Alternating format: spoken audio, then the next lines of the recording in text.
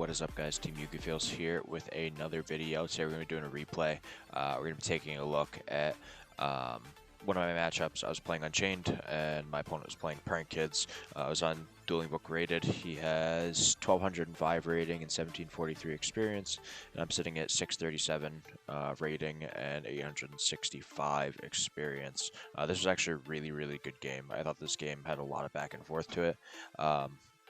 At the end of game 2, the chat box, like the game chat, for whatever reason, stopped working for me. Like I couldn't see, so I had to like personal message him and like play it through there. So I'm gonna go ahead and do this, and we will just play through. So he wins the rock paper scissors,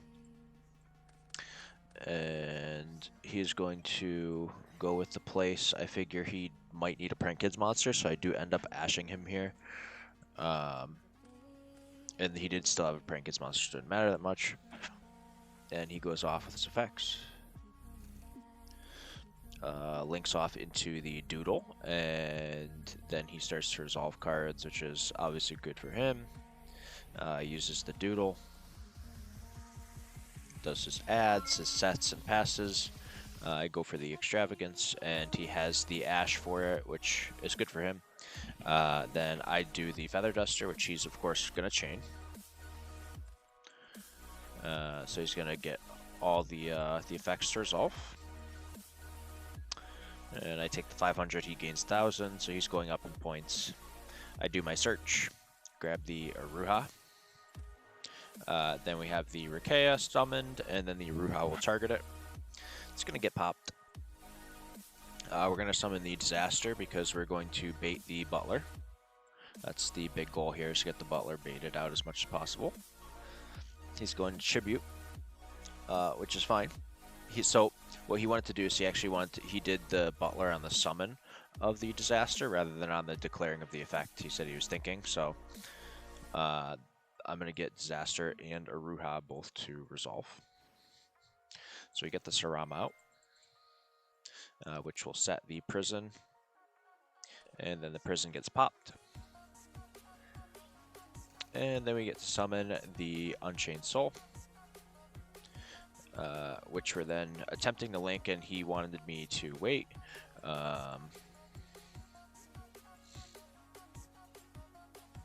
So he says it's good. I go into the link 3, which is Soul of Anguish.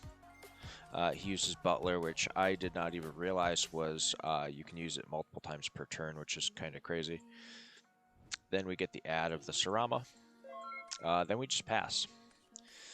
We don't have much else to do there.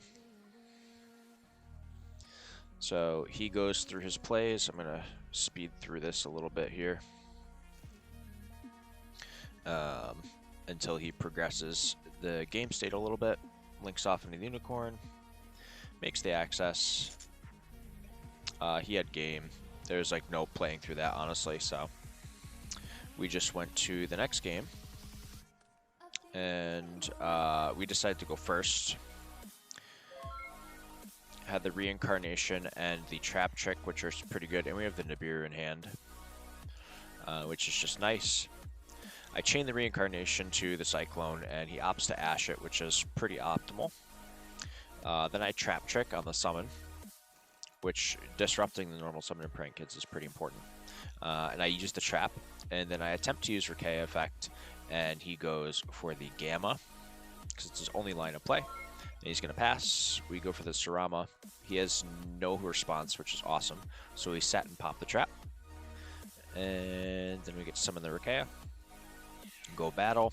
Punch for 3k. Then the Rikea effect will pop the Sarama. And then we'll get the Abominable Unchained Soul. Hit him for another 3k, which is really good. He's within lethal. Then we're going to link for our Soul of Rage. He starts his plays off. Gets the Meow out. He's going to gain 1000, which is pretty good for him. Gets the Doodle. And I am then going to use the Unchained Soul of Rage. Knowing that he's going to summon, I go for the Nightmare Unicorn. Then we use Unicorn to shuffle the Fansies. He's going to chain the Pandemonium.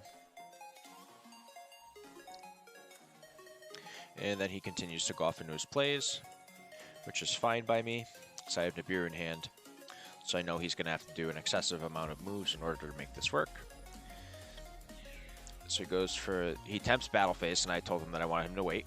So I had him wait on summon, and of course he's going to have 0 defense because we got rid of 3 Link monsters. Then we draw the Sarama, which is insane. That basically gets us the game here. And we punch for 3k, which is definitely enough. So that's game 2. Game 2 went very, very well in our favor. Game 3, I think, was probably the most clutch out of all of them, though. Game 3 was pretty sweet, I'm not going to lie. So I opened up with a pretty good hand. He opened up with a good hand, too, though. He opened up Double Judgment Ash, and he opened up the Trinkets that he needed. So I will let you guys watch this play out here. So he goes for the Meow. Banishes a Judgment. You really only need one, honestly.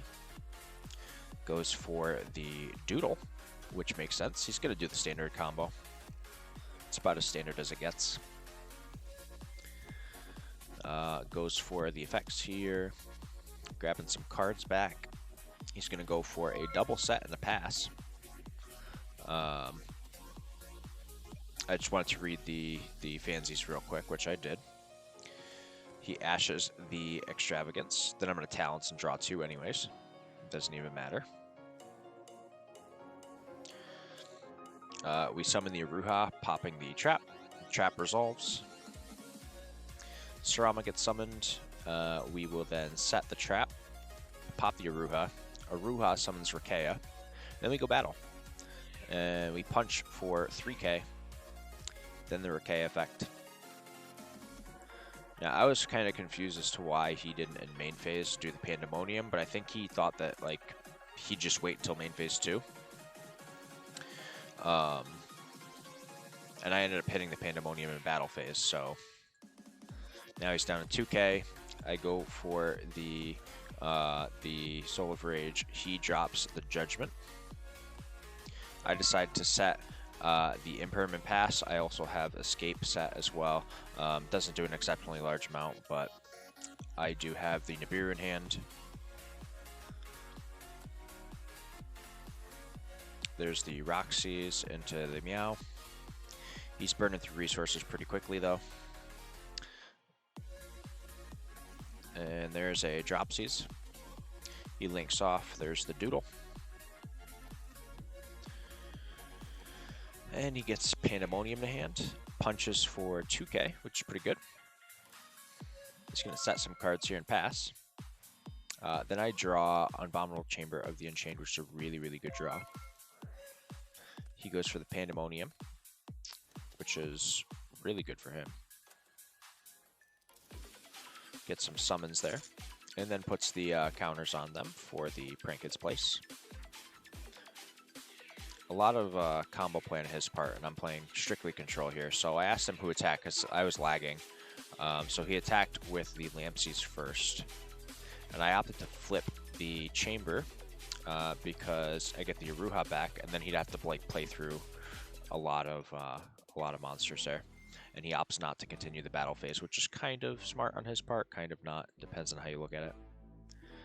So he gets the Pandemonium in hand and the Fansies. Now he's going to do another place and add another Fansies. He sets the There Can Only Be One, which in end phase I'm going to do some popping here. So I pop his Butler. Then the Aruha, well, he's going to summon a card off of the Butler, but the Aruha is going to summon from deck. We're gonna, of course going to get the Abominable. And then we're going to discard the Nib, and we end up hitting the There Can Only Be One, or There Can Be Only One, which is a really good hit. We draw into Abomination's Prison, which is just insane. Grab that Sarama. Normal the Sarama, and then using the effect to set the trap. Trap gets popped. We summon Disaster. He goes for the Pandemonium, which is good. He does it on the summon. He's going to start to get his effects to resolve here. Hit me for some damage. He'll gain some. Then he's going to attempt to destroy. Then he's going to chain again.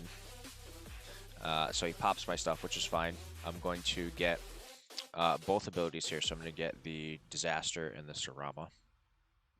So I summon the Abominable off of the Disaster, and then I summon Rakea off of the Sarama. I hit him for, I think, 500. He wanted to think before I went into battle real quick. And then we swing for 15. Then we go Talents and draw 2 because he did use Monster Effects. And we're going to summon the Soul of Rage. And then we're just going to set Chamber. Whatever he does, we're going to be able to stop. So there is the Fansies. He goes in the Meow. And he is realizing that he has no plays. And he ends up scooping. So in the attempt to end his turn, I did the Soul of Rage in main phase, and basically I would have summoned something out that would have just outed his board, and he would not have been able to play. And on top of that, I had the Abominable Chamber left as well. So really, really good game, honestly. I enjoyed playing this game a lot. It was definitely a very back and forth game, super grindy, a lot of hand traps going back and forth between him and myself, which is fantastic. But hope you guys enjoyed the video. If you did, give it a thumbs up. Don't forget to let me know what you think in the comment section down below. This is Team Yugi Fails signing out.